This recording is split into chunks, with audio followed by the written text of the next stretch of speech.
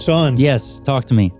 Many people know you as the Carnivore-ish. Yes. Guy. And you got to say it like that. Ish. The Carnivore-ish guy. What created the Carnivore-ish?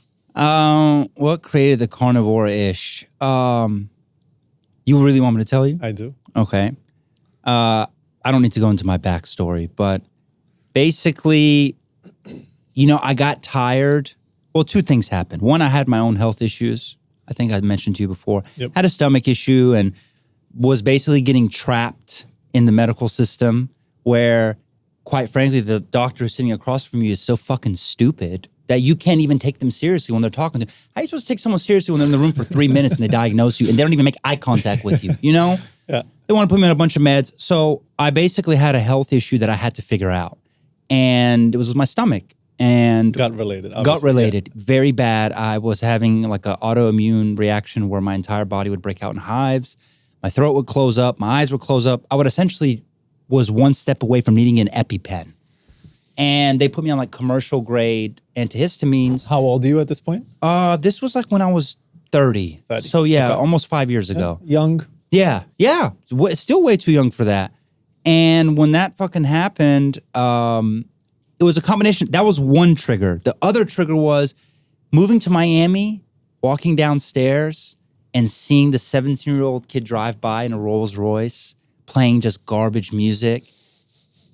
And I looked at it, and I looked at the car, and I'm just very observant, and I would see the car, the wheels are scraped up, car's dirty. I'm like, what the fuck is going on? These kids are making too much money, and they don't appreciate their money, and they're spending their money on the wrong things. And I just really wanted to smack the dude driving the car. And I see this a lot, these spoiled kids. So one, I said, I know that these guys are all doing influencer type stuff. And I would watch people's videos. All these years, I've been watching people's videos. I'm not active on social media at this point. I have 700 followers on my personal page. I'm not active. I post a photo once a year, that type stuff. Yeah. And I'm a very private person. Yeah.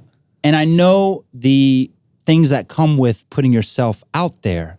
Yeah. And I'm humbly, with no ego, I can tell you confidently, I always knew that I would be good in front of a camera. Yeah. I always did, because I'm able to talk. I'm able to have real conversation, and I'm able to relate to a lot of things. But it's also because you feel comfortable in your own skin. Yeah. I'm very comfortable. Thing. Exactly. Yeah.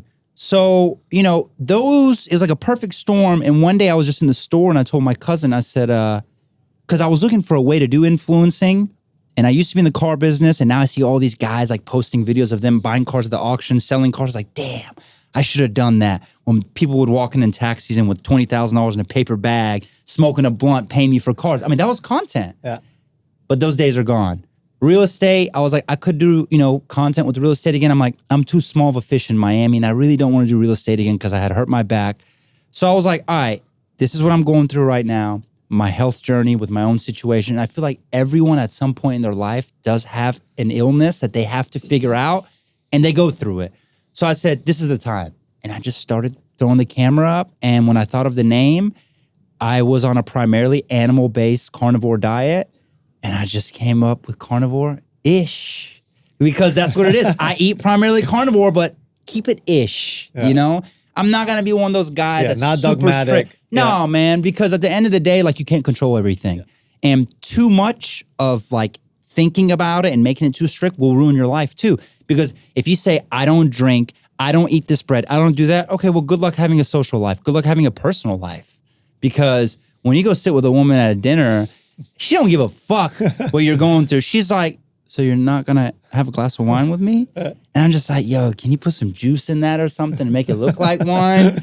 And it's hard too. The alcohol thing is a whole nother thing. But so yeah, that's how I started. And I realized so many people through conversations are having stomach issues. Yeah. There's a stat that over 85% of people in the United States have gut issues. Absolutely. That's fucking crazy. Yeah.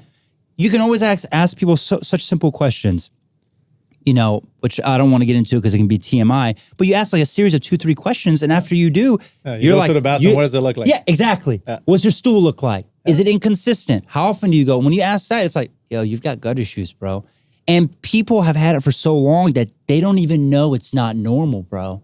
They don't know it's not normal. When I say no one's talking about it, health influencers talk about it, but I think there still is a certain level of pushback and cynicism and like Yes. this everything can be done in balance, but the problem is no one understands what balance is. No, they don't. Like, unfortunately, many people, they think they live in the 80-20 and they don't even live Yes. close to the 80-20, and what's in the 80 is a 99.9% lack of knowledge within that 80%. Yes. So you already... It's wrong information that you think is right. It's an uphill battle. Every time you're trying to talk to somebody, I know you deal with the same thing, is you are dealing with two things. One, you have to convince them that they've been brainwashed. And people don't like acknowledging that they've been brainwashed. They don't. And two, you have to first unlearn them of everything they've been taught with studies that are backed behind it, because there's always studies behind the bad stuff, that's saying that it's good. And you have to always unlearn them before you can teach them anything, because, bro, it's hard. Yeah. You know that. hard. Trying to open up their mind and everything. And they're like, well, why is it when I Google this about raw milk, it says that raw milk there's 1,000 studies that say raw milk is bad. There's a couple studies that say it's good. And I'm like, because the people that are pushing it are the people with the money who are in the pasteurization business, and they don't want you to see studies that say that it's healthier to have raw milk. Well, I thought I can get sick from it. I'm like, you can get sick from regular milk too if it's spoiled, but are you that dumb that you can't tell when you open the top of the milk? You smell it, right? Well, you're not taught that at a young age. You smell the milk. That's what I'm saying is, like, if you look at my handle on Carnivoreishh, it says, I'm not a doctor. I just use my brain. And I was going to modify my bio, and I was thinking about changing that, but I realized it really resonates with a lot of people because it's common sense. You don't have to be a doctor to know that this raw milk is bad. You just smell the motherfucker. People bro, you wouldn't be surprised. People message me all the time. Hey, how do I know if my raw dairy's gone bad? I'm like, what does it smell like? Oh, it smells kind of weird. I'm like, then it's bad. It's gone. It's been in the fridge too long. Do I really have to explain that to you? Yeah. Are people? I don't want to be. That's Emily, by the way. She, my wife. She never looks at Best Buy expiration dates. She gives it. She doesn't give a fuck. Yeah. No, it's a yogurt or milk or anything dairy, and she's like, it's simple. Fine. I'm like, okay. And I used to jump to conclusions when I was younger, and I'd be like, oh, this person's dumb as fuck. That's not what it is. Nah. They really just don't know. They don't know, and again, like, not to keep, we're not going to go into the rabbit hole of the industry and everyone's trying to fuck you. And the environment we live in now, the society that we live in now is very carefully and intentionally engineered to make you ignorant. Yes. To many things. We just happen to be talking about food and your, personal well-being. Mm-hmm. It's engineered. Yes. And I think when you're being stuck in the loop. Matrix. There's a loop in a lot of things too. Yes, exactly. And so I think that's where the empathy comes from, right? It's just, unfortunately, not many people are aware that it's even happening. And if they are, there's a lot of, a lot of reasons to not want to, to your point, right, believe that you've been brainwashed. And a lot of people that are in fitness too. I was with a guy last night. He's really big into fitness. You'd be surprised. Some people are in shape, whatever. They don't even know what a seed oil is. Yeah. They're still eating that same chicken, that shitty chicken they're having with rice. And I'm just like, bro, you need to wake up. Time to get with the program. Oh, it's chocolate. What's this one? It's the coconut? That's the coconut. Yo, Yaniv, you might have to chop up some more. It's crazy, man. We got a bunch of stuff. I got some bars for you. A fire, though. Yo, so you just touched on it, right? So, and we started the day before Christmas. That was my first post. Mm-hmm. I was just gonna ask. So less than a year. Yes. How many followers did you have then, and how many followers do you have now? I didn't have any followers then. I think after the first month, I had 1,500 followers. Now I have 211, 212. I mean, it's growing we grow minimum 500 followers a day. Some days 1,000, 1,500, 2,000. It just depends. But what we did, just to keep it short, is people keep saying, what did you do? This and that. I was disciplined. I posted 2 posts a day for 30 days straight. I didn't miss a day. And believe it or not, on the exact 30th day, we had one video that went viral. And within 2 weeks, we had, I think, 50, 60,000 followers. Everyone thought I bought followers. I haven't bought anything. No. Because you can tell by the way that I get views. I was going to say, following is one thing. Engagement. Which, by the way, congratulations. Thanks. Your growth and just professional success. We're both doing it kind of big. Nah, man. Really, like congratulations. It's been incredible to watch it because we met you super early on. Yes, I think you when did. you had like anywhere between 15 and 30,000 followers. I don't remember you exactly met what me it when is. I had exactly 3,500 followers. The day that I came to Miami Beach and I walked in on the street right there, I had 3,500 followers. Okay. Yes. Yeah. And no, correction, you reached out to me at 3,500. When I came and saw you, It was higher already. I had 20 or 25. Yes. And we'll get into that too, but followers is one thing, right? And you've seen a tremendous amount of growth on the following part, but the engagement is off the hook. Yes. Why do you think so many people are resonating with the message that you have to deliver?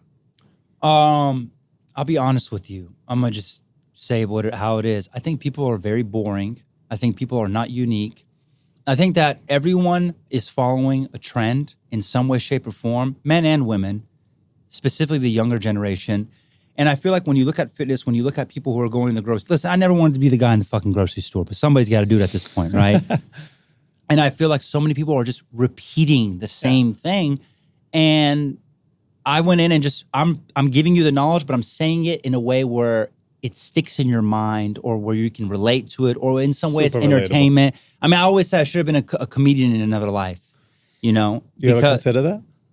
I actually got invited to go to some improvs and stuff, but no. I mean, but I think I'd get banned very quickly or canceled. I think you should do it just because of that. Just because just to test the water. Just some shit that I would say, because I'd also get political with it. You know, if somebody says something that I don't like, and that it's just not worth it. And I'm very careful on my platform too. Like, you see, so this is you being careful. This is me being very careful. Being very careful. Well, I knew that this hasn't blown up yet. So when do we get to see what the non-careful Sean looks like? Oh, man. I think that's what your audience would really want to know. Maybe if I had a couple drinks. All right. Which I don't even really drink anymore. But if I did. Me neither. I don't drink at all. I think we spoke about that too. Yeah, I don't really. I think people look at you as obviously a fresh, a breath of fresh air. Yeah. But what that really means is you're relatable in a way that is, you're not right or left. Right. You're carnivore-ish. Right. But you're not dogmatic carnivore. Yes. So you're not. I learned some of these things from my father and Trump. Like we just said. I was going to go into politics, but I was like, you're not right or left. You're not blue or red. Right. You're black or white. Yeah. You're just in the pocket of truth. Yes. Right? The truth is the only thing that matters. Yes. And you just want to speak it as it is and let people know what the deal is. Yes. And you do it in a very charming, nice, inviting, welcoming, damn, that should have been the intro when I walked in. Fun way, right? No, but you do, because the reason I watch your videos, the reason everyone else watches your videos, whenever we see you, right, start the intensity builds up, right? And you just look at me like, fuck, Sean is going to go, he's going to go off on honey. He's going to go off on milk. He's going to go off on sunscreen, whatever it is. And I think that's the other good thing, right, is that it is, you talk a lot about food. Yeah. But it extends beyond just food, right? Yes. It's a lot of things that we interact with on a daily basis that is either fucking us up real bad. Yeah. Or hopefully, you're showing also the flip side of it of what can be good for us. And I try to show the cleaner side of a lot of things. Like we're about to start doing some of the supplement stuff, People don't realize how many bad ingredients are in a lot of supplements that they're taking. Yeah. I'm about to fuck the money up for a lot of these influencers. Bro, I'm serious. Salt, hydration. Yeah, because there's too many people. Listen, I'm not going to say any names, but the greatest part about social media is that if they see it, they're going to know that I'm talking about them. How are you going to come out and say that you have the best product and that it's the cleanest, et cetera, but then when I look on the back, you have natural flavor, you have artificial flavor, you have sucralose, you have so many things. This girl that does the Pursuit of Wellness, have you seen her? Blonde girl. But she's nice. Hey, she's nice, right? Whatever. And she started a platform, and I'll be honest with you, I like it. But she created a allegedly cleanest natural energy drink with green tea, etc. And natural flavors. It has natural flavors, artificial flavors, and sucralose. So I'm looking at this. Beautiful. I'm like, you're basically drinking a Diet Coke, But you're literally sitting there on camera saying, guys, we have made the cleanest, most natural energy drink. Please go click down below and buy our product. And I'm just like, you sound corny as fuck, and you're obviously lying. So my thing is, the number one problem with people who do social media, and I don't mean to get off topic, cut me off. No, please. This is on topic. The number one people who do social media, they do it for two reasons. Maybe one more than the other. It's for money or fame. That's what a lot of people do it for. That's not why I did it, and that's not why you did it.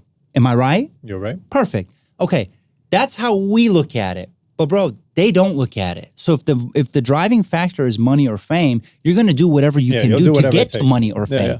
And for me, and I'm not trying to say anything about myself, but I'm privileged and I'm lucky enough, and I worked hard that I got to a point that I'm not doing this for money or fame. I'm really not. I quite frankly don't like anyone knowing me. I don't like walking down the street and somebody driving by honking Carnivoreishh. I actually don't like that. And that's with me wearing glasses and a hat. You know, a lot of your videos is with glasses. I realize that now, you know, but especially if you have a big fucking raw as law. Yes. So what is raw and law, by the way? I'm talking about raw dairy. Okay. I'm pushing raw dairy, but I mean, it's a play on words, you know, so it's a conversation starter too. Yep. And I only made the hat because I said it in a video once, and people were like, "Oh, you should make merch with that."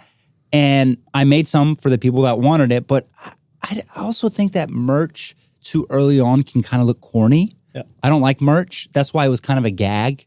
But hey, people like it, so I'll sell it to them. But that's not my goal in the whole thing. You know, my goal is I'm not the type of influencer who's just doing ads. I haven't been paid for any of my ads, to make it clear. To this minute, they offer me, but it's just I'm promoting stuff that I want to promote, and I'm figuring out how I want to do it. My goal is to make my own products, kind of like you're doing yourself, but make my own products that I know are the best ingredients out there. Because you have control. Yeah. You know exactly what's going on. And is it going to be a premium product? Yes. Is it going to be more expensive? Yes, it is. You don't want to buy it? I really don't care. You know, I didn't borrow no money to do it. I just paid for it. If it takes 6 months to sell, it takes 6 months to sell.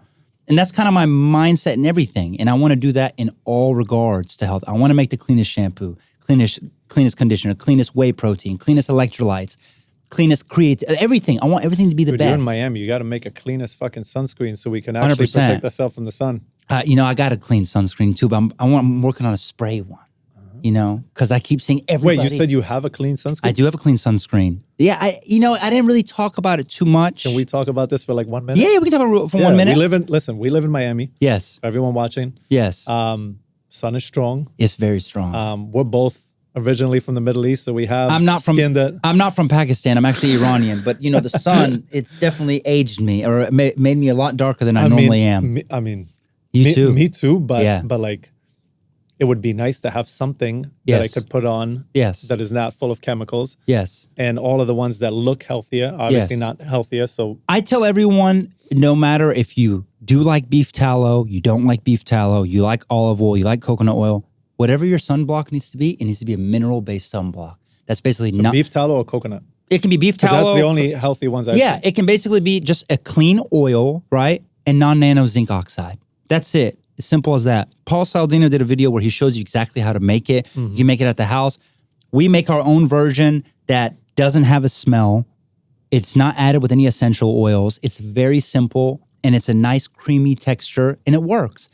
Do I want to make one that's a spray? I do. But a lot of the spray ones, they have like an aerosol or some shit in there. It has to, I feel like, no? Yeah, it does. But it's like when you go to, for example, Soho Beach House, everyone is spraying. Everyone is spraying that banana boat one. Bro, it's got like a list of ingredients on it. This stuff. But no, banana boat is terrible. The sun bum is like the healthiest looking, but it's also bad for you. They're all bad. Yeah. They're all bad. So that's simple ways you can clean up. Simple ways. You know, clean up your life is definitely going with a mineral-based sunscreen, because people aren't realizing that when you're putting those other sunblocks on you, what you're doing is you're quite literally blocking the entire absorption of the sun. You want to absorb it.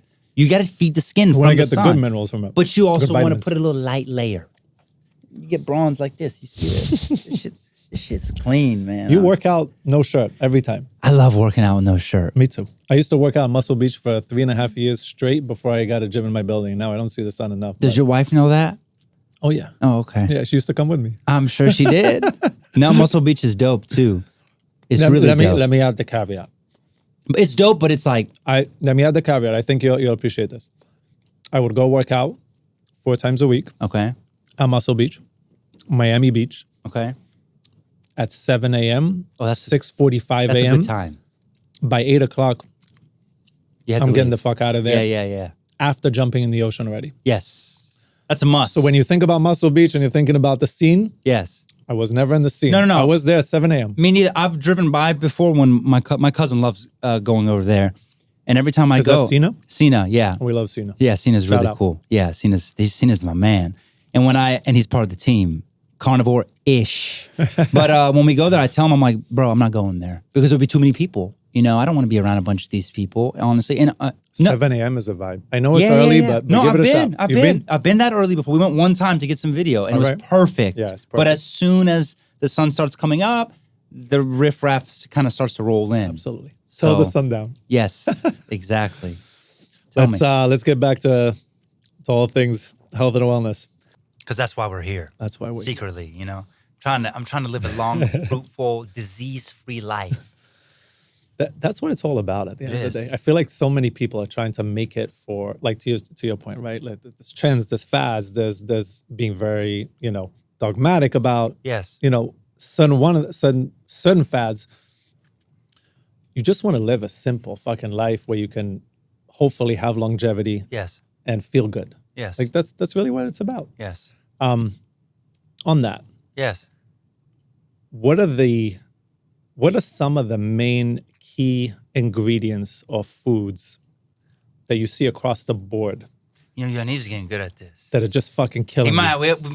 This might get big right here. Yaniv's a good host. What are some of the... Because these are the things you talk about all the time, right? You said what are the best ingredients? What are some of the main key ingredients that you see across the board that are killing us? That's a good question. Everything that doesn't mainly derive from a single ingredient. I think that when I'm eating foods, people ask me like, oh, what should I avoid or what should I eat? I'm like, man, just eat something that when I ask you what are the ingredients, you say potato. Or when I ask you what are the ingredients, you say red meat. You know what I mean? Yeah. It's like just eating the simple foods and avoiding all the things that you don't know what they are. If you're looking at a label and you don't know what that is, it's probably bad for you. It's the simple way to put it. I mean, we know what the bad ingredients are: natural flavor, artificial flavor, sugar. Bro, refined sugar is poison. And that stands out in New York chocolate bar. That's why you make it without refined sugar. Yeah. People don't realize this stuff. It's like, if you cut out a lot of these simple things, like my primary diet is like protein, eggs, a lot of raw dairy, any type of raw dairy, yogurt, the ice cream, which is sweetened with maple syrup, butters. You eat these whole foods that they ate in Iraq, in Iran. I don't know, maybe in Israel it's a little bit too old school for them. Americanized? Yeah, it might be too Americanized. But I'm saying, like, if you eat these old school type of foods that I would eat when I go to Iran and I go up in the village and I see what they're cooking, and it's like they're making their fried fish with a tallow or with a ghee, and it's like, what's the ingredients? Oh, salt, pepper, It's not this pre-made seasoning that when you look on the back has anti-caking agents, et cetera, red 40, all the dyes. I don't know if you noticed, not to sidetrack, they just changed the name of the dyes. Have you seen that? No. So all the dyes that used to say red 40, yellow 5, whatever, they've all been changed. Do they sound now like the same way a hurricane is like Hurricane Elizabeth? They make it sound nice? I forget what they changed them to because it's so stupid, but it's kind of like the equivalent of something that says natural flavor. Oh my God. They made it sound even more confusing, but like, it might be okay just to confuse you even more. Well, the word can we talk about this for a second? Yeah, 100%. Do you have a concise explanation for what the fuck natural flavors is? Natural flavors is basically, to put it in like a 30-second situation or clip, it's basically they take something like, let's say, orange flavoring, right? They put it in a lab, and you know this, but I'll explain it. They zoom in on it. They're like, all right, we want to mimic this flavor. They use whatever chemicals they can, up to 100 chemicals they can use to mimic that flavor. But for example, this much orange juice, if you add it into something that's going to be the size of a jar this large, it's not going to add much orange flavor. But if you come mimic this and make it 100 times as potent, like a monk fruit is or like a stevia is. Because a monk fruit or stevia is 150 times more potent than regular sugar, sweeter. Yeah. But you do that and you're basically trying to mimic the flavor without having to use all that orange juice or all that natural flavoring. And they call it natural flavor. I don't know how they got away with calling it natural flavor, which is crazy if you think about it. Because anyone with a brain that sees what they're, would see that you would be like, oh, it's a ploy. It's a scheme, right? But whoever's in charge and whoever's getting paid signed off on it. And that motherfucker says natural flavor. And ain't nothing natural about it. Let's make that clear. It's not. You said 100, like 100 chemicals. Up to 100 chemicals. And is there any fucking red tape around what a chemical is or what it can, like what you're allowed to do? Oh, you pulled it up right here. See, that's how I know you got these guys going. Look, yellow number 5. What is it going to be now? What does that say? Tartazine? You know what the biggest... Sunset yellow. Hold up. The biggest... The biggest mic drop of this whole thing is that you can't even fucking pronounce any of that. No, you really can't. You can. Tartazine. This one's good. Yellow number 6 is now sunset yellow. That sounds like I'm going on a date or some shit over by the beach. I mean, this stuff is retarded. That's a cocktail in Miami. Green number 3, fast green. You see? You know how yellow's made? No. It's from the nutsack of beavers. It's from the yellow is the yellow Mateo flavor. Comes from the nutsack of beavers. just mentioned that comes from the nutsack of beavers. Yeah, I didn't even Found know in beavers natural had flavors. a nutsack. Wow. Jesus Christ. But you see, it's like like we said, the loop, the matrix. It's like right when you start telling people, oh, avoid this, avoid that, they're gonna start changing the names. Yeah. You know, they're gonna start making it where you have to flip and peel the label to see the inactive ingredients. That's what they're starting to do because they know that people are catching on. Yeah. It's a petroleum byproduct. Of course it is. Everything comes from petroleum. It really does these days. Shit you want to put in engines. Yeah. Just like the oils. Yo, so there's word on the street is you mentioned sugar before. Yes. Word on the street is that sugar, it's not that bad for you, right? Everything in moderation. Yeah. I get a lot of It's comments not a like big that. deal. Sugar isn't killing you. It's everything else. What? I used to have the same outlook like that. I used to be like, oh, I have great uncles in Iran that are 80, 90 years old. They've been smoking a pack of cigarettes every day, eating this and that, and they're still alive. Do I know what health issues they had throughout their life? No, I don't. You know, I'm not a doctor. You know, I never studied medicine, but I use my intuition to the best of my ability. And I do truly believe from what I have researched, the common denominators of when people have cancer or different illnesses, you can see the sugar, bro. You can see that most people who are having problems, they're consuming way too much sugar. Now, the question is, what is way too much sugar? Because a lot of people comment when I talk about not having sugar, they'll say, oh, it's okay to have it. A little bit is not going to hurt you, or everything in moderation. So you know what I ask all the doctors who comment that? Every time I say, what's the moderation? Tell me, how much sugar is okay? I want to know. They'll quote you the number. Yeah. But then in reality, we're consuming 4, No, 5, they actually 6, don't. 7X. They actually don't quote me any number. They're like, oh, just in moderation. So I don't know if there's enough of valid studies to say how much sugar can you have before you start having health issues. I don't even go deep into it to see how it all works. I just look at throughout my life. I'm about to be 35. I ain't that old. But through what I've seen, like my father is metabolically very unhealthy. He's diabetic, heart disease, stroke, you stents in his heart, you name it, high cholesterol.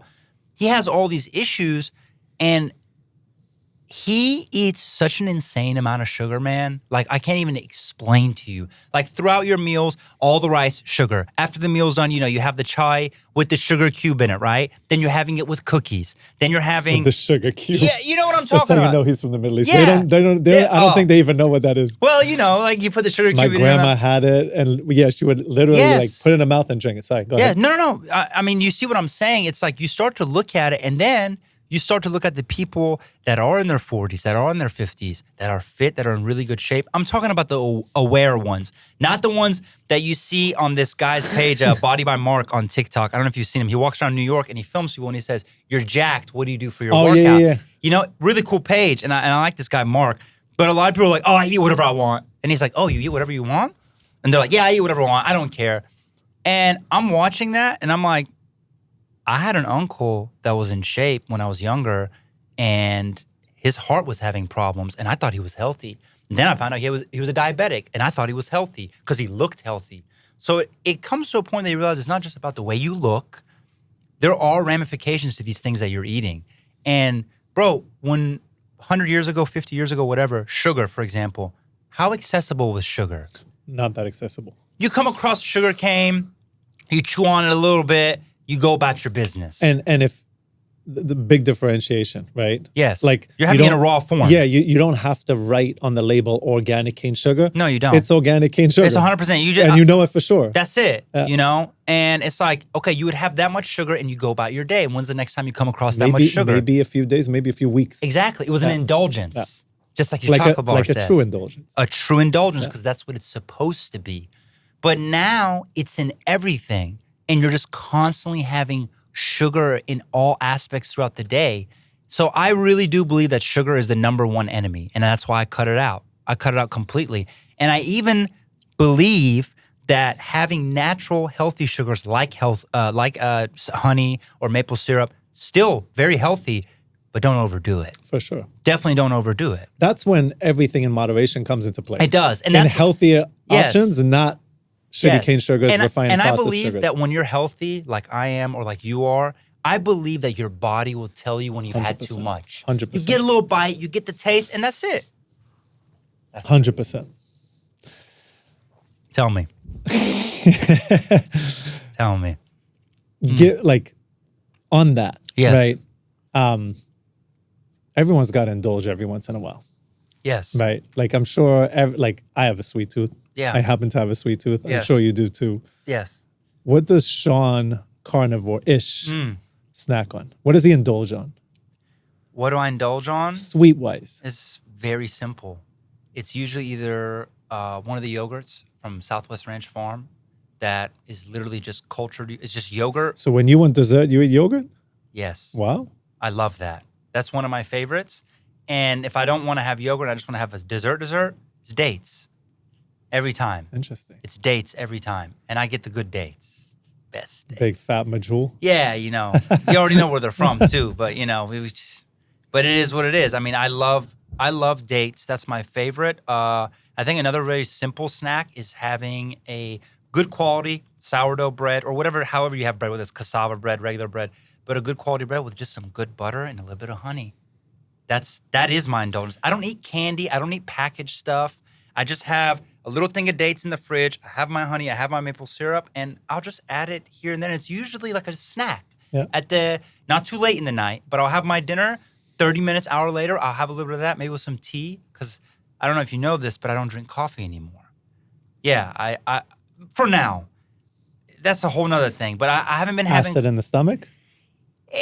I started to feel some of the stuff that I had before with my stomach, and I think I was having too much coffee. It kind of sucks because coffee... Those mornings at Sweet Havana. Yeah, coffee's life for me, man. Like when I made my original videos, that's me like amped up on caffeine. For sure. You know, I love that feeling Me of too. being amped on... I love that feeling of feeling like I'm about to go rob a fucking bank. I want to feel like that. People ask me, how do you want to feel in the morning? I want to feel like we're about to do something illegal. You know?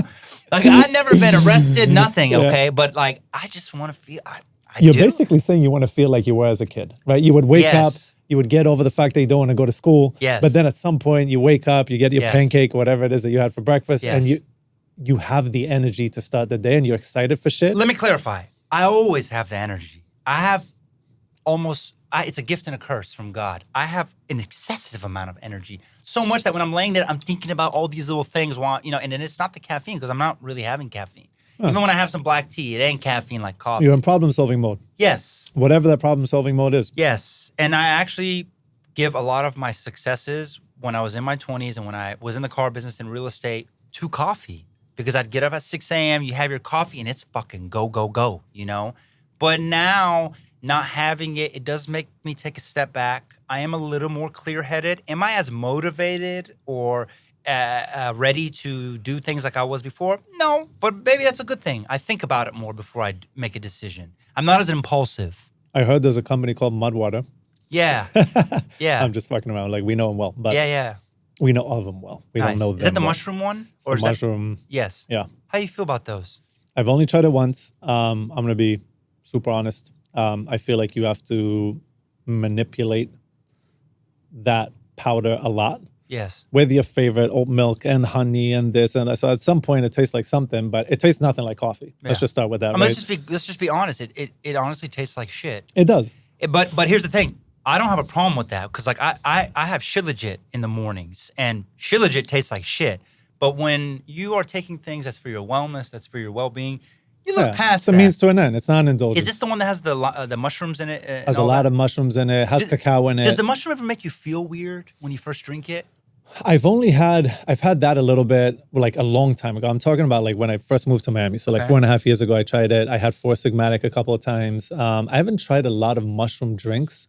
I don't like the flavor. Yeah. And I think health-wise, I eat a lot of whole foods and I hope I'm getting everything I need, or at least most of what I need. So I just haven't tried it enough. Yeah. I'm not too crazy about it. I tried it. It was whatever. I kind of have, I'm in my, what I refer to as my Bubba era, which is like, I'm having tea like my dad did growing up all the time. Is it real minty? Well, it's not minty because I think that's usually Arabs use more mint tea. Iranians don't use as much mint in our tea. Yeah, but I love mint tea. That's all we had. It's like a black Earl Grey tea. Okay. That's essentially what it is, like an you're Iranian British version. then.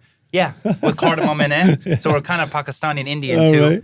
But one thing I realized is that there's a reason that Middle Easterners, when you go to the Middle East, drink tea all day because tea is not like coffee.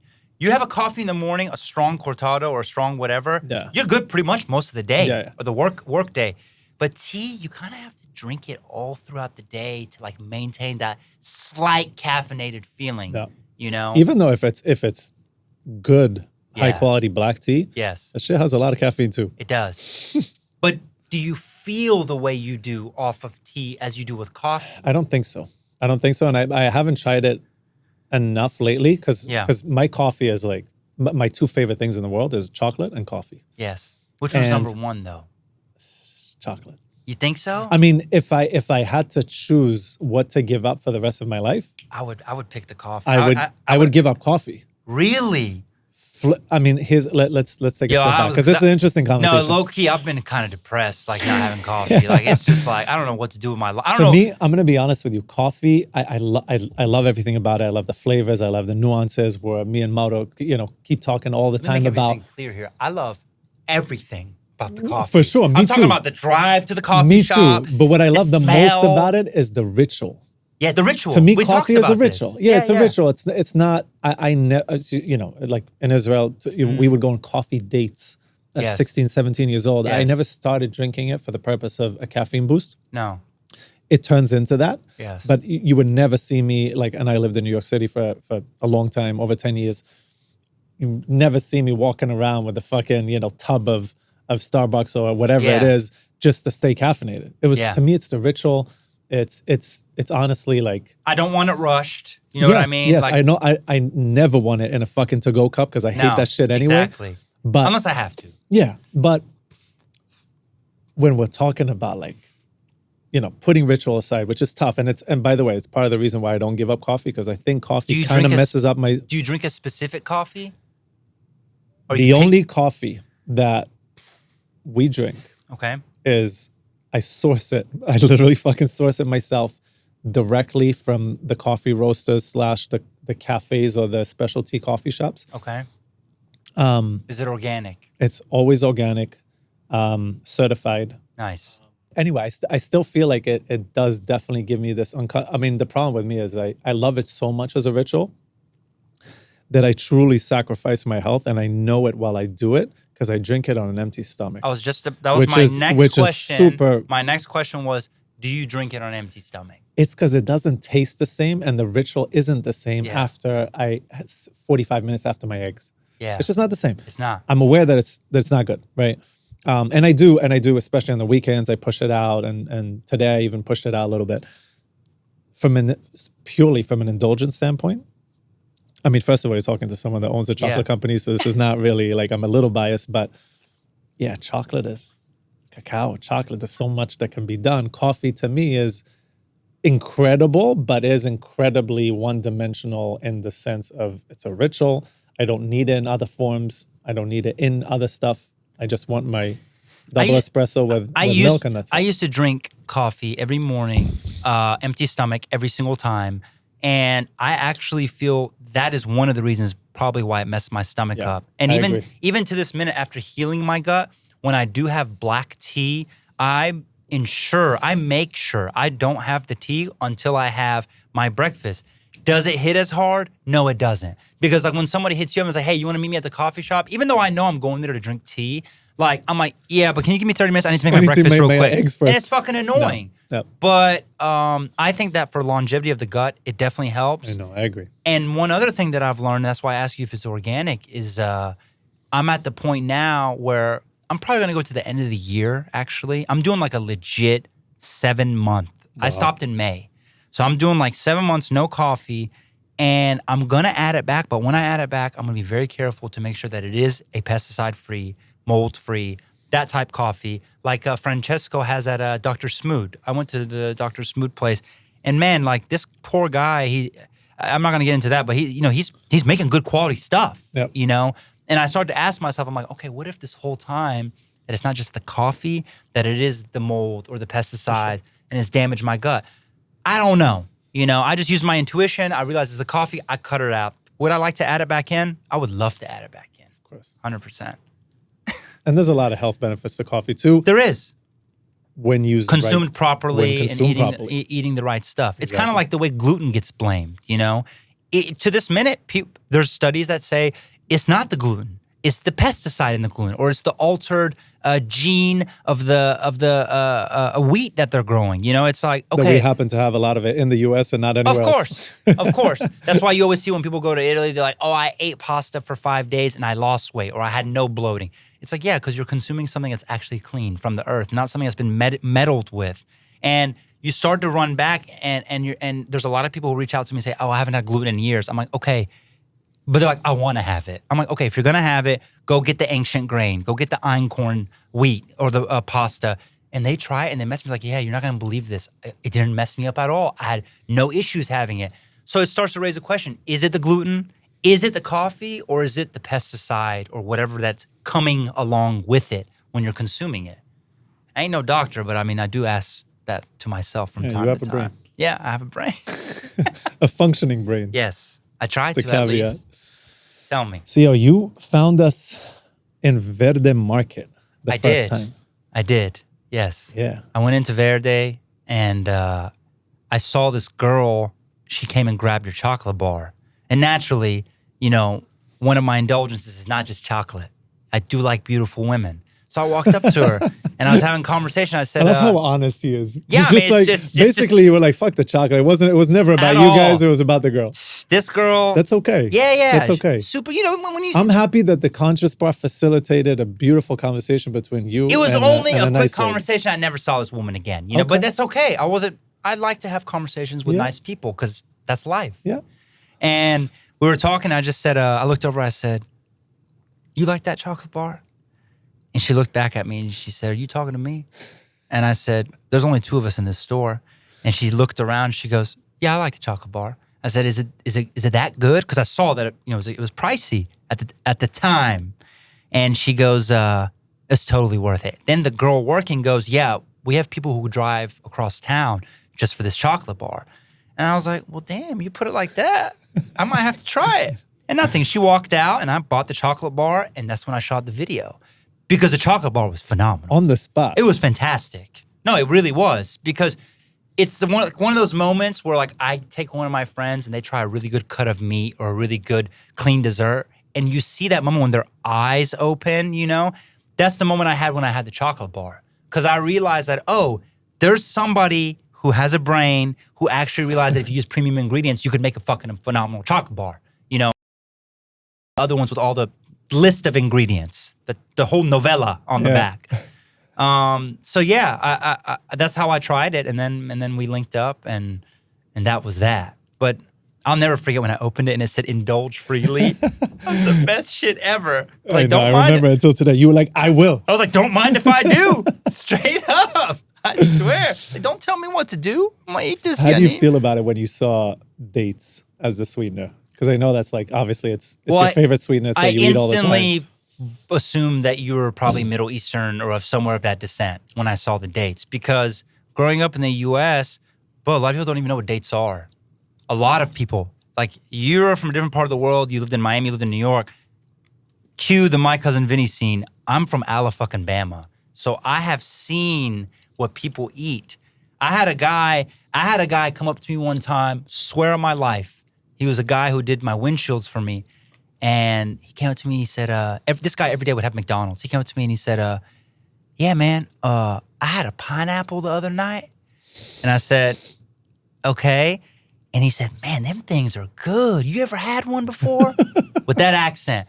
And I looked at him and I said, you've never had a pineapple before? And he goes, no, man, I had them in the can before. That's how it is in the South. That's how it is in the food desert areas. People, they don't know. And they're just eating McDonald's and whatever every day. And that's kind of the thing with dates. They don't know what, you think they know what a fucking date is when they don't even know what a pineapple is? I mean, like, for real. So no, when I saw that, I knew, I was like, all right, this tells me that this is going to be quality.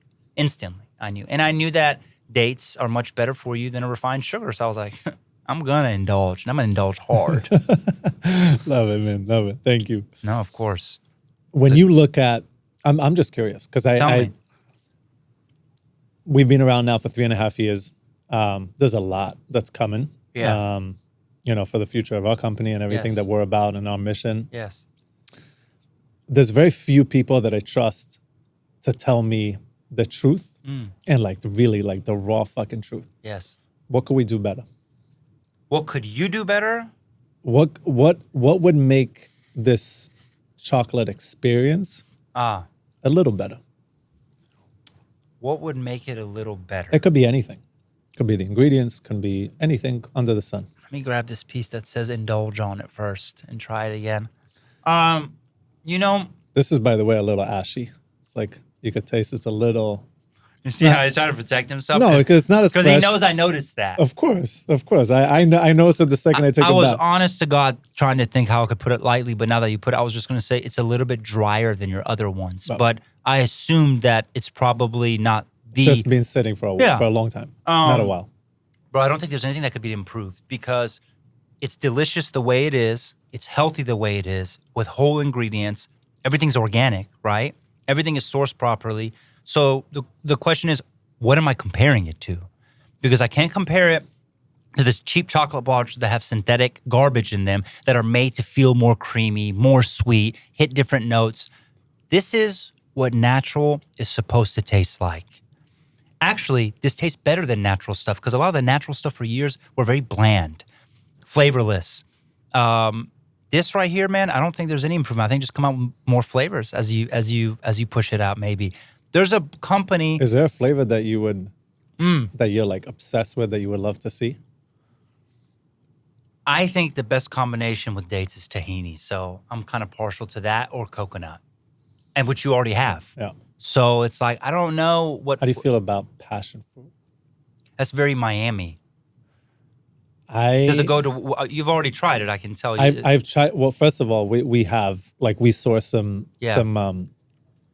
dry freezed, really really good passion fruit from Colombia. Actually, nice. Melted it into the chocolate, and that shit is fucking phenomenal. But I always say in Colombia, when I get the maracuya, I say sin azúcar. I don't want no added sugar. I just want maracuya by itself. Maracuya, when it's ripe, is so fucking good. And we use 100% organic orange oil. It's extracted. Yeah.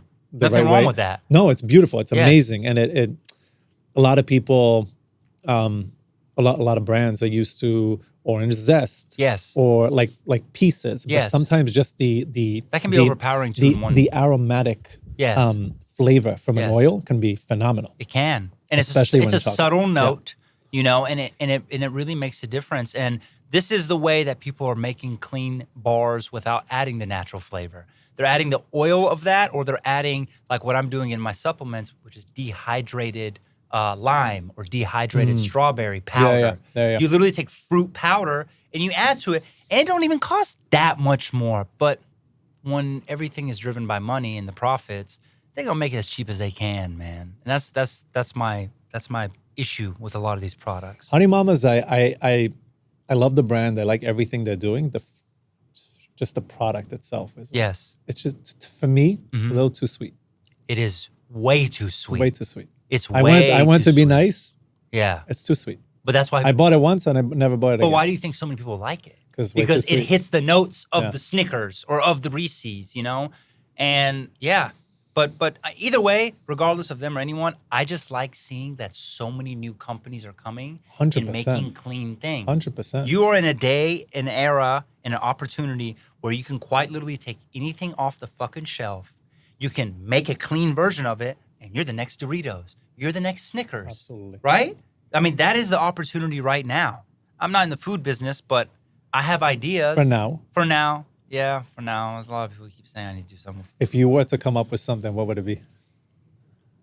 In the food space, because I know you already have. I think a bunch that of there's other I products. think that like just snacks. I think that like human beings love to fucking snack, Yeah. man. And it's like you're watching a movie with your girl, you want snacks. You're gonna go on a road trip, you want snacks. You're gonna go do yoga and then afterwards walk on the beach with you want snacks. And I feel like the snack era of clean snacks is coming. Yeah. Because there's only so much you can do with my niche of making a product, you know? But that's why I'm saying anybody could make the next Dorito. You just got to make the clean ingredients. Now you know. Siete? Siete chips. Yeah, I mean, they're Bro, making fucking they are everything. But bro, even Not Doritos. But bro, even those companies have room for improvement. Of course. You know, some of them are flavorless. I don't Let me know. see that real quick. You tried the Siete stuff? Oh, hell yeah. Which one do you He like? actually brought. The churros is insane. Churros? Dude, Fuck insane. out of here. He Churros chips? brought it for me. Churros chips. What was the other one? For What real? was the other one? Listen, it tastes just like fucking churros. It's not too sweet and it's not too cinnamony. You have to try it. What's it sweetened with? I have no idea. Coconut sugar. How do you feel about coconut sugar? It's like a I lot mean, of. it's a- to be honest with you, I think it's the best Yeah. thing outside of dates. Hmm. Yeah, it doesn't have. You think it's better than honey? I kind of tie dates and honey together. Very close. Yeah, let me. This is a good conversation.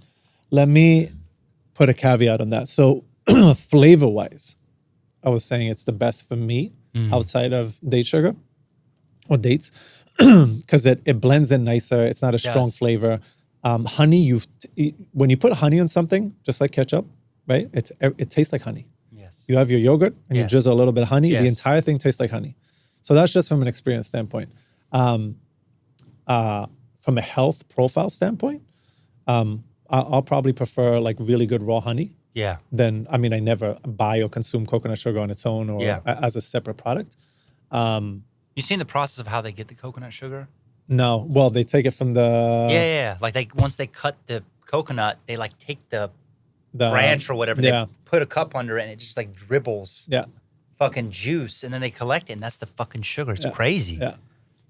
Yeah, coconut sugar. I mean, listen, anything alternative from refined sugar is a great sugar. If we're getting sugar, if I'm eating anything sugar wise, and I'm not just saying that because we have dates in a Yeah. obviously in a chocolate, but I personally believe no, dates are the best though. for sure, Let's and, just and not it's because of the fiber. let's not sugarcoat right? it. It's like the No pun fiber, intended. the fiber, the fiber. Yeah. just protects right, like the glucose spikes and everything And you else. use just a traditional Medjool date, or what do you use? We use Deadlit Noor because that's the form in which it comes when they ground it, crush it, right, and turn it into a commercial product that they call date sugar, but it is grounded dates essentially. I feel like when dates are blended or mixed into something, it really doesn't matter if it was a super dry date or a juicy date. The flavor's there. Yes. Is that true? Yes. I mean, but like, so I've actually tried a lot of different products Okay. in terms of obviously when it goes into something that we're going to, Yes. something that important that we're going to put in our product. And it is almost like the hero ingredient. They're not all created equal and they don't all taste the same. They don't all They all have the taste moisture different. level. Yes. Deadlit Noor are very good for this in terms of eating them whole as they are. You've There's had there's nothing better. What do you than guys ritual. call the dates in Israel that are, we call them rotab.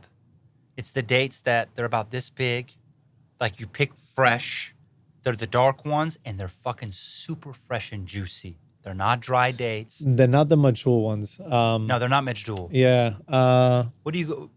You know what I'm talking about. Yeah, I know right? exactly what you're talking about. But that's not the type of. They sell them in the markets, Yes, like in the big fresh Jerusalem ones. markets. And they're expensive. Yeah, they're super expensive. Yeah, They're amazing. My price, like in the States, is like $1.25. I hit up my piece. mom. She'll know. Yeah, I'm telling you. You get a I don't date- know. You call me. You got me there. Listen, if you got a date connect, I'm trying to. My friend grows dates in Israel, southern Israel, Really? literally, and I'm like, yo, can you make this so we can buy it directly from you? What does it mean? And I don't mean to sound ignorant. What does it mean when something says direct trade, fair trade? That's a really good question. So, take a bite first. First of all, it smells incredible. I want you to take a bite. You just want me to be first. an animal and take a bite? I want you can to do that. whatever you want to do. That was fire. What do you want me to say? Definitely way more fresh than that. It's just not fresh. Yeah, No. I see that. I see that now. I mean, it's fantastic. It's creamy. You can see the almond chunks in it. And it has the right color and the consistency. Super creamy. Yeah. You know, I was wondering when I had that one right there, I was like, something. That's not what I remembered. I'm like, something is off, man. This is incredible. I'm having too much chocolate, though. Yeah, that's the vibe. This is incredible. That's the Bro, vibe. listen. I don't interact with too many people. Meaning, like, doing this. I could tell that about you. Trying their products. So, just know, the fact that I came back is because I know you have a quality product. I appreciate that. And I knew 6 months ago, a year ago, whatever it was, I knew you were going to make it and all this. You were already making it, but I can see your vision. You just got to tell everyone around you, be like, this is what I like to say. I'm like, just shut up, put your head down, and just follow me. And trust me. I'm going to get us there. That's all you got to do. And I can tell your team knows that, too. Everything from, like, Mauro, Mateo just came out of nowhere. What's her name? He actually came Parker. from Alabama. You're from Bama? Get the fuck out of here. Are you serious? What part? Birmingham. I lived in like. You're from Birmingham? What part of Birmingham? Grew up a little bit in Vestavia. Vestavia. Lived in, like, Homewood. Nice. I grew up in Homewood, but then I lived on 280 most of my life. Dude is Colombian, but he just came from Alabama. Yeah. Oh, I'm definitely from Bama, man. I definitely am from Bama. I don't know why I can't see. I've never been to Alabama, but I can see you in Alabama. There's a lot. There's a lot of Arabs. Really? A lot of Arabs, some Persian. Not because of that. I'm saying your personality. I don't care about where you're from and your background. I'm just like Listen, I imagine him being here, like walking. I just imagine you Really? walking into places and being like extra polite all the time instead I of get that from my father. being yourself. My father has like a lot of etiquette, and he's very Wait, it's old school Persian. very old Of course. school. He's extremely polite. For sure. And he understands manners. That's another problem that's happening these days. People don't even know. But, and Bama teaches you that. And when you leave, you notice that, yeah, I grew up around a bunch of racist people, but they actually, they're nice. But I mean, that's how Alabama is. Mateo knows. In Alabama, the way it works is when you meet somebody, they look at you, they judge you instantly, but as soon as you have a conversation with them and they realize that everything is cool, it's all good. yeah. They drop the the defense. I grew up with all them good old boys. I used to do what I call good old boy activities, outdoors, off-road. I did all that. Yeah. And what's interesting is like we grew up in that and I moved to a bigger city like Miami, but just to move here and realize that all the people here who are lost are going back to homesteading, are going back to being outdoors, are going back to being on the farms. And it's like, I'd been doing this shit growing up. For real, Thank you, man. Passing me that one, not the other bar. I can put it back. You gave it back, so I'm like, let me move it. But it got me hyped too, because this chocolate, I don't know if it's got caffeine in it, because I feel like I had an espresso. Yeah, I was gonna say, if you can't do coffee anymore, I need to start hitting that chocolate. bro, but like you don't even, it doesn't have to, you can make it into. Oh, I know. You told me.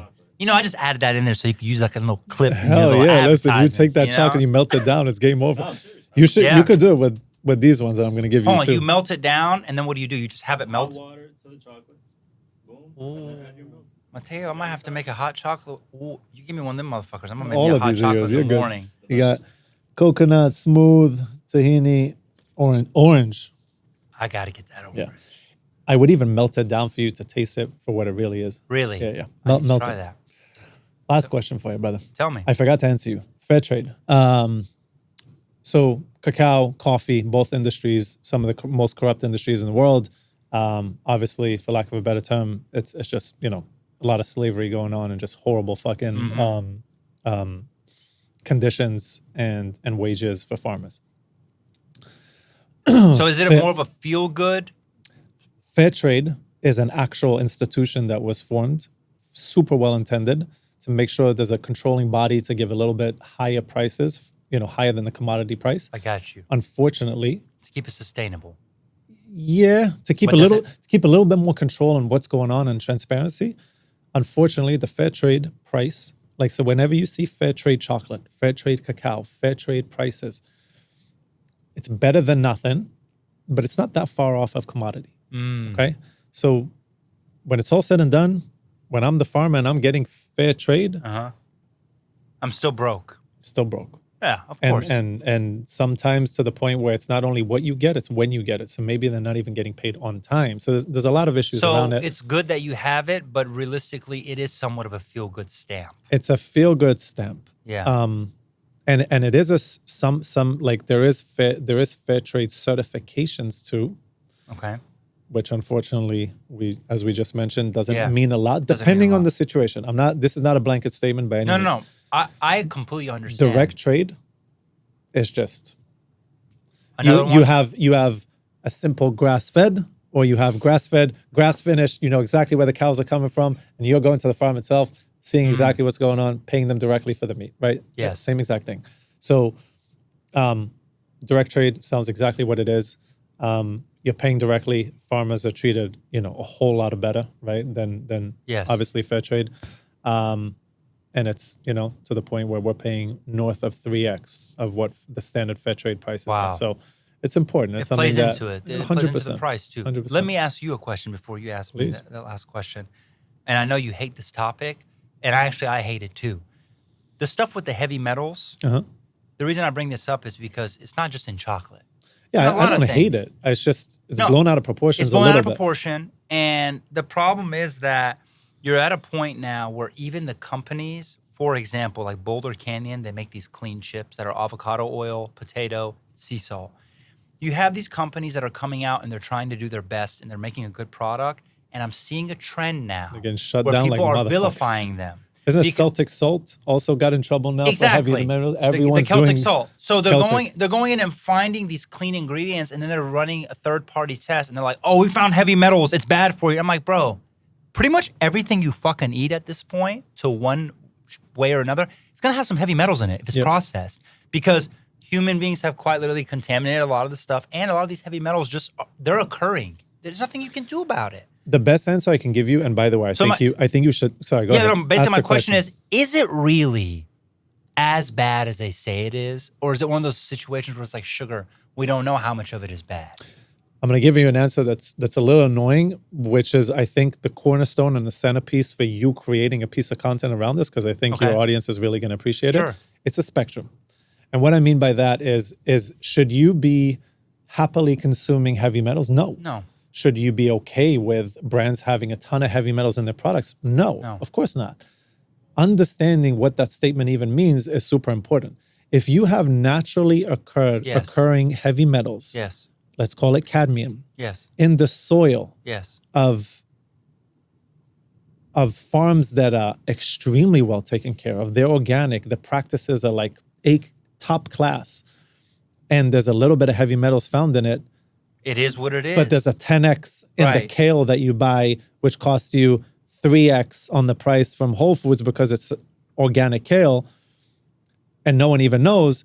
So I think it's the spectrum, it's the perspective, it's understanding. Now, if you have, crazy amounts of lead, because somehow, some way in the process, the metal, right, like is just adding lead content into the product and shit is leaking in, that's a big fucking problem. Yes. And the brands should be called out for that. When I'm out and I go pick up Ace Kebab, people will literally message me and they try to check me. And they're like, Where's the beef from? they'll be like, "Oh, you're having it in plastic?" And I literally respond. I'm like, "Yo, get off my page." I'm like, "Yeah, bro, chill out." I love this. No, or I'll just tell them I'm eating out. What do you expect? I'm having a seed oil free, good quality beef with real butter, and you're vilifying me for Yeah, having you it want in a me- to-go container. It's like, how do you fucking have it? You tell them to put the bitch in glass? Come on, you can't control everything, right? And I think that's a problem. I think that taking everything too far, because everything is such a competitive nature, is going to create a problem because it's not sustainable. Yeah. It's the 80-20 rule. If you do 80-20, you're going to be fine. Yeah, I think. I mean, we obviously, you can imagine how much internal conversations we have around the type of transparency that we want to share, right? And where do we share it? And we want to share it across the board, from sustainable practices to ethical sourcing to the quality of the ingredients to why we do what we do, the company, the personnel involved in the company. We want to share everything because we know that people want visibility and they don't trust no one or nothing anymore. Trust is everything now. Always has been, but now more than ever. On the flip side, right, when people do that, you know, you said it. You start opening up the doors more for them sure, to poke. but you said it earlier, like people have to start using, you know, their brains, Yes. right? Like, and understand that, you know, not every single thing you see is as is, and you need to be, you know. Yaniv, everyone's being trained to stop thinking. Think about that. I think we're gonna go towards. This is a whole new conversation about AI and shit. But it's the truth, because everyone is quite literally. Have you? And I know you guys have noticed this. Have you noticed this whole new phenomenon, what I call decision fatigue? Oh, where hell people yeah. can't make decisions. Of course. They can't even decide between the two shoes. They can't even decide what are we gonna go eat. Yeah, there's too many options. It's because there's too many options, and this whole AI that's somehow getting into everything now. It's kind of crazy, man. It's I don't know. It's an interesting future that's coming. We're gonna have you back, and we're gonna talk all fucking things AI. Yo, I'm down. In the meanwhile, No, I like this. I really am. I'm down. I want to ask you a last question. Yes. And I think you may have touched a little bit on it already, Sure. but what is the ultimate goal? I know you were, you know, you had, I think, a pretty diverse background the last 15 years. You were doing all kind of different things. Yeah. You decided that this is a path you want to go on. You want to Yes. educate and help, hopefully, people make better decisions. What is the ultimate goal for Carnivoreishh? I think the ultimate goal now, because I have the platform and I have the ability to do it, is I feel like I always have wanted to be a good person. I feel like sometimes people do things that may not have been so good to get to the position they're in, to be able to provide something good. And not saying I did that, but, you know, but now I'm here. And yeah, I think that the ultimate goal is, at the end of the day, I was very business oriented at a young age, and I still am, you know, you are too. I took some time off, you know, I didn't work for 3 years, and now I'm kind of getting back into it, and I feel like it's bringing the competitive nature back out of me. So I like it. You know, I think the ultimate goal is to continue educating to the best of my ability, because I'm not well educated in medicine or anything. I mean, you don't have to be. A lot of people ask you questions like, well, how do you know that having eggs is good versus having oatmeal? And I'm like, dude, people weren't eating oatmeal. There hasn't been enough. It's a nutrient-dense food. There you go. Yeah, so it's like using that mentality and just trying to tell people, like, you can think for yourself. Like, use your intuition. Intuition is real. And I think that growing the business to the point where I supply a product in these categories of supplements and your daily use stuff in the cleanest possible. Yes, it's going to be a premium product, but I want to be the guy that you come to, that you can get everything you want in your house to have a healthy, toxic-free household at some point. I'm not going to roll out 10 products in 6 months, but little by little, you know, I put it out, I gauge it, and just build main thing also is building a community. I'm really enjoying coming across these people that I'm meeting now, that Carnivoreishh has led me to. And it's like, man, it's nice meeting people that are on the same wavelength that you're on, and you talk about the same stuff, and it's not all about the drinking. Because I used to drink a lot. I did. You know, it was Thursday through Sunday, you know. I mean, it just was. It was Alabama. Mateo's from Alabama. Yeah. He knows. And it's free. You're grinding during the week, and the weekend is for That's it. An outlet. And you know, I never had too much of a personal life. So most of my life was either grinding or drinking to take the stress off, to be ready to do it again that Monday, you know? And that's what Alabama was too, because it's a small town. There wasn't much to do. There wasn't no healthy places or, there's nature stuff you could do, but there wasn't a community for that. Yep. And I like that I'm having this community that's coming around. Miami's growing with that community too. People are becoming more aware. And it's just nice to see that, you know, as what's his name says, PBD, future looks bright with this stuff. It really does. Because people are starting to change, man. People are tired of getting sick. People are tired of taking too much medications that the doctors are giving them. And they're just waking up. And it's nice. I like that, you know. I feel like I'm part of something. I love it. Yeah, man. 100%. I'm down to come back and do this again, though, for real. Man. 100%. I appreciate you. This was great. Man. Thank you so much. How often are you going to do this?